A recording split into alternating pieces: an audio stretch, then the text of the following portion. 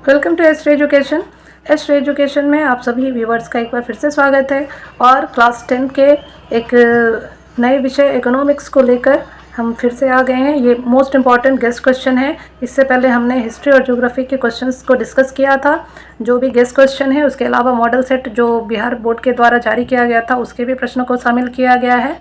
तो आज हम इकोनॉमिक्स को के सारे लघुत्तरीय जो इम्पोर्टेंट प्रश्न हैं उन सबको देखेंगे। इसके अलावा जो लोग नए व्यूवर हैं वो अगर इससे पहले के इतिहास, भूगोल और अन्य विषय के जो इम्पोर्टेंट क्वेश्चन हैं उनको अगर देखना चाहते हैं तो वो चैनल को सब्सक्राइब करें और प्लेलिस्ट में जाकर देख सकते हैं। चलिए शुरू करते हैं। पहला प्रश्न है, मंदी अर्थव्यवस्था को किस प्रकार प्रभावित करती है? 2 उदाहरण दें। तो मंदी क्या है? मंदी के कारण किसी भी देश की अर्थव्यवस्था ही लड़खड़ा जाती है। जैसे उत्पादन घट जाता है, बेरोजगारी बढ़ जाती है, निर्यात घट जाता है और विदेशी मुद्रा का ह्रास होता है। तो उत्पादन किस तरह से घट जाता है? किसी भी देश की अर्थव्यवस्था को सबसे ज़्यादा जो प्रभावित करता है वो है द्वितीय क्षेत्र। द्वितीय क्षेत्र का अर्थ होता है उद्योग। और अगर किसी भी देश का उद्योग अगर प्रभावित हो जाता है तो सारा चीज़ों, जैसे कृषि का उत्पाद है तो वो भी फिर जो है फैक्ट्री में जाके उससे विभिन्न तरह के उत्पादन को जो है बनाया जाता है। तो अगर वो प्रोडक्शन घट जाएगा तो प्रोडक्शन घटने का सबसे बड़ा कारण है मांग घट जाता है। लोगों के पास पैसे नहीं होंगे तो वो जो है किसी चीज़ का अपने कटौती करना शुरू करेंगे और तब फैक्ट्री में भी उस चीज़ का उत्पादन घट जाएगा। दूसरा है कि जब लोगों के पास जो उद्योग वाले हैं उनका उत्पादन अगर घट जाता है तो उनकी इनकम कम हो जाती है, और जब इनकम कम हो जाएगा तो ऑटोमेटिकली वो लोग अपने यहाँ से लोगों की छंटनी शुरू कर देते हैं, जिससे बेरोजगारी बढ़ जाती है। बेरोजगारी बढ़ उसके अलावा प्रोडक्शन जब घट गया तो जो विदेशों में भेजा जाता है उत्पाद, उसका जो है मांग कम हो जाती है, जिससे निर्यात घट जाता है। और जब निर्यात नहीं होगा तो विदेशी मुद्रा का ह्रास होता है। तो ये सभी एक दूसरे से जुड़े हैं और ये सब का कारण क्या है? मंदी है। दूसरा प्रश्न है, आर्थिक नियोजन को परिभाषित करें। तो आर्थिक नियोजन का मतलब हुआ कि प्लानिंग किस तरह से, इकोनॉमिक प्लानिंग किस तरह से किया जाता है। तो आर्थिक नियोजन किसी देश के आर्थिक विकास हेतु किया जाने वाला एक संगठित आर्थिक प्रयास है जिसमें एक निश्चित अवधि में आर्थिक और सामाजिक लक्ष्यों की प्राप्ति के लिए प्राकृतिक तथा मानवीय संसाधनों का विवेकपूर्ण ढंग से समन्वय और नियंत्रण किया जाता है। हम एक छोटे सा भी घर में कोई काम हो तो एक प्लानिंग के थ्रू करते हैं। तो अपने देश के पूरे अर्थव्यवस्था को देखने के लिए आर्थिक नियोजन जरूरी है, एक प्लानिंग जरूरी है। और जो भी हमारे देश के अंदर संसाधन है, चाहे वो प्राकृतिक संसाधन हो, मानवीकृत संसाधन हो या मानव खुद स्वयं में संसाधन हो, उनका किस तरह से प्रयोग किया जाए, किस तरह से उनके आपस में समन्वय किया जाए और उन पर नियंत्रण किया जाए, ताकि इससे हम लोग ज़्यादा से ज़्यादा फ़ायदा ले सकें, अपने अर्थव्यवस्था को सुदृढ़ कर सकें। यही आर्थिक नियोजन कहलाता है। अगला प्रश्न है, राष्ट्रीय आय से आप क्या समझते हैं? तो किसी भी राष्ट्र के एक वर्ष के दौरान जो भी देश में आर्थिक क्रियाकलाप होती है, जैसे उत्पादित वस्तुओं और सेवाओं के मौद्रिक मूल्य के योग को राष्ट्रीय योग कहा जाता है। किसी देश की आर्थिक प्रगति को मापने का सर्वोत्तम साधन राष्ट्रीय आय ही है। यानी कि पूरे वर्ष भर में सेवा क्षेत्र हो या प्राथमिक क्षेत्र हो, द्वितीयक क्षेत्र हो, इन सब का कितना जो है उत्पादन हुआ, कितना बिक्री हुआ, उसका मौद्रिक मूल्य क्या था, इन सब का जो है योग जो किया जाता है वही राष्ट्रीय आय कहलाता है। राष्ट्रीय आय से ही ये पता चलता है कि कोई देश विकासशील है, विकसित है या गरीब है। अगला प्रश्न है, उपभोक्ता जागरण से क्या अभिप्राय है? तो उपभोक्ताओं का वस्तुओं के मूल्य निर्माण, गुणवत्ता, उपभोक्ता कानून और अधिकारों की जानकारी प्रदान करना ही उपभोक्ता जागरण कहलाता है।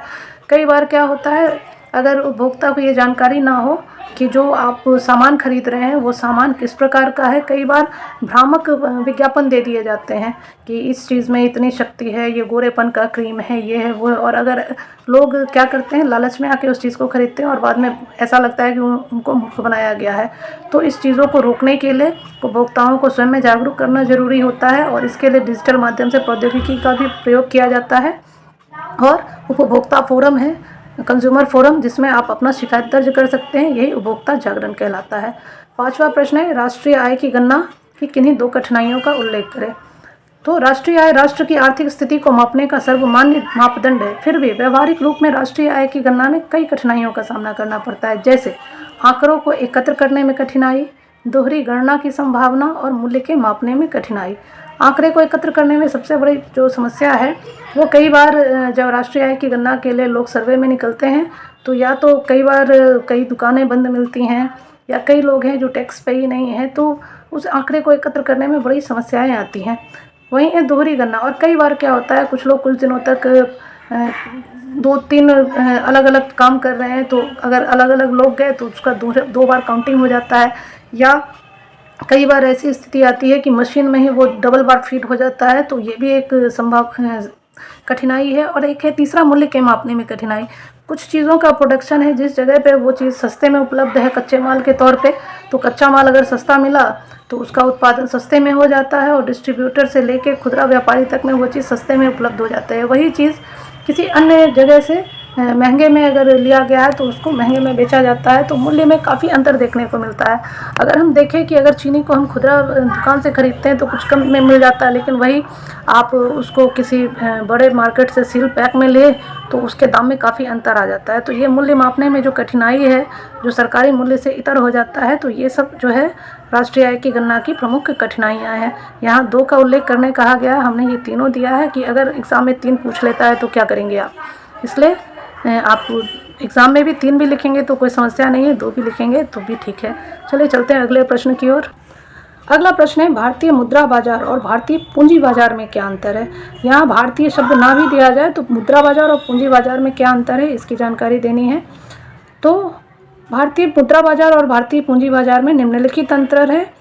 यहाँ हमने मुद्रा बाजार और यहाँ पूंजी बाजार लिख लिया है। पहला उत्तर है, पहला पॉइंट है, मुद्रा बाजार में प्रतिभूतियों के व्यापार की समय अवधि अल्पकालिक होती है, यानी कि कम टाइम में ही जो है उसका अगर 1 वर्ष है उससे कम समय में ही जो है उसका व्यापार की अवधि होती है। जबकि पूंजी बाजार में पूंजी लगाता और पूंजी का समय अवधि जो होता है वो दीर्घकालिक होता है, वो लंबे समय में, जैसे म्यूचुअल फंड्स वगैरह है वो लंबे समय के लिए लगाया जाता है, तो उसमें ज़्यादा लाभ होने का, या फिर जो शेयर बॉन्ड वगैरह खरीदा जाता है। दूसरा है, मुद्रा बाजार में पुनर्भुगतान का जोखिम कम होता है, जबकि पूंजी बाजार में पुनर्भुगतान का जोखिम अधिक होता है। अगला प्रश्न है, समावेशी विकास क्या है। तो आर्थिक विकास की वह प्रक्रिया जिसमें समाज के सभी वर्गों के जीवन स्तर को ऊंचा उठाया जाता है उसे समावेशी विकास कहा जाता है। समावेशी विकास का मुख्य उद्देश्य आर्थिक रूप से पिछड़े सभी वर्गों को मुख्य धारा में लाना है। समावेशी का अर्थ होता है कि सभी को एक में जो है लेके चलना, साथ लेके चलना। तो आर्थिक विकास में अगर गरीबी अमीरी का फ़र्क अधिक हो जाएगा तो उससे क्या है कि देश पे के अर्थव्यवस्था पे इसका भी प्रभाव पड़ेगा। तो समावेशी विकास में सभी के वर्गों के जीवन स्तर को एक समान किया जाता है। अगला है, सार्वजनिक वितरण प्रणाली से क्या अभिप्राय है। तो सार्वजनिक वितरण प्रणाली को हम लोग राशन की दुकान के नाम से आम बोलचाल के भाषा में जानते हैं। तो सार्वजनिक वितरण प्रणाली सरकार द्वारा प्रायोजित दुकानों की एक श्रृंखला है जिसे समाज के ज़रूरतमंद वर्गों को बहुत सस्ते दामों पर खाद्य और गैर खाद्य वस्तुओं को वितरित करने का काम सौंपा गया है और भारतीय खाद्य निगम द्वारा इसका प्रबंधन किया जाता है।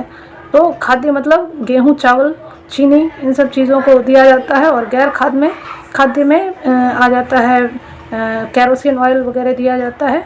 तो ये सब सार्वजनिक वितरण प्रणाली के अंतर्गत आता है। अगले प्रश्न की ओर आते हैं। अगला प्रश्न है, भारतीय पूंजी बाजार में किन वित्तीय संस्थाओं को शामिल किया जाता है। तो भारतीय पूंजी बाजार मूल्यतः 4 वित्तीय संस्थाओं पर आधारित होता है। पहला है प्राथमिक बाजार, या जिसको कहते हैं हम प्रतिभूति बाजार। दूसरा है द्वितीयक बाजार या औद्योगिक बाजार। तीसरा है विकास वित्त संस्था, यानी कि जितने बैंकिंग संस्था है, सहकारी संस्था हैं, वो सब इसके अंतर्गत आती है, जो सरकारी बैंकिंग जो है वित्तीय संस्थाएं हैं।